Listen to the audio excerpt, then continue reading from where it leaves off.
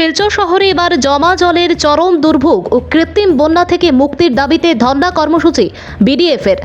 অল্প বৃষ্টিতে শিলচরে জমা জলের চরম দুর্ভোগ ও কৃত্রিম বন্যা থেকে মুক্তির দাবিতে শুক্রবার রাঙ্গিরখাড়িতে ধর্ণা কর্মসূচি পালন করেন বিডিএফের কর্মকর্তারা। বিশিষ্টজনেরা এই যে জমা জলের সমস্যা তা নিয়ে আমরা তাদের মূল্যবান বক্তব্য শুনব। সবাইকে, যারা পথচারী আছেন, যারা পাশে দাঁড়িয়ে আছেন, সবাইকে আমরা অনুরোধ করছি আপনারা ধর্নাস্থলে এসে আমাদের সাথে যোগ দিন, আমাদের সহায়তা করুন। শিলচর শহরে আমরা অবগত আছি যে বর্ষাকাল এখনো শুরু হয়নি, কিন্তু জমা জলের যে তাণ্ডব আমরা দেখতে পেয়েছি গত কয়েকদিন, সমস্ত নাগরিক জীবন স্তব্ধ হয়ে গেছে বরাক উপত্যকায় শিলচর শহরে। আমরা জানি গত 2022 সালে যে মহাপ্লাবন হয়েছিল তাতে কিরকম ক্ষতিগ্রস্ত হয়েছিল বরাক উপত্যকা। লক্ষ লক্ষ মানুষের লক্ষ লক্ষ টাকার সম্পত্তি বিনষ্ট হয়েছিল, অথচ প্রশাসনের এখনো কোনো ভ্রুক্ষেপ নেই।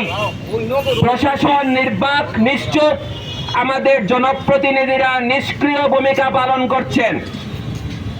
বিগত দিনে ন্যাশনাল হাইওয়ে পয়েন্ট, দক্ষিণ শিলচর, সুনাই রোড সহ দক্ষিণ শিলচরের বিস্তীর্ণ অঞ্চল জলের নিচে ছিল। আজকে হয়তো আবহাওয়ার একটু পরিবর্তন হয়েছে, রোদ উঠেছে সাময়িকভাবে, তার জন্য হয়তো একটু আমরা রেহাই পেয়েছি, কিন্তু কোনোভাবেই তা আমরা মেনে নিতে পারি না। আজকে বৃহত্তম শহর শিলচর, আসামের দ্বিতীয় বৃহত্তম শহর, এই অবস্থা।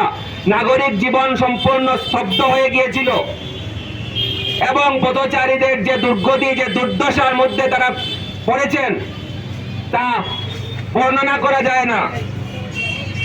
ঢাক ঢোল পিটিয়ে আমরা জানি রাঙ্গিরখাড়িতে কাজ শুরু হয়েছিল, কিন্তু সেই কাজ শেষ হয়নি।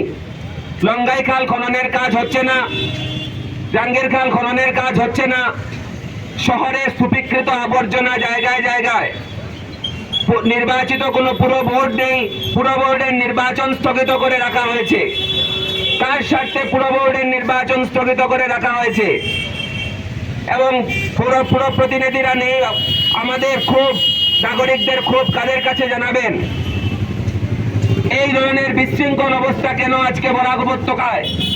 অথচ গত কয়েকদিন আগেই নির্বাচন শেষ হয়ে গেছে, আমরা প্রতিশ্রুতি শুনেছি, একের পর এক প্রতিশ্রুতি, একের পর এক প্রতিশ্রুতি শুনেছি। বরাক ব্রহ্মপুত্র সমন্বয়ের প্রতিশ্রুতি, আমরা নাকি উন্নতির শিখরে পৌঁছে যাচ্ছি, এই সব প্রতিশ্রুতি আমরা শুনতে পেরেছি।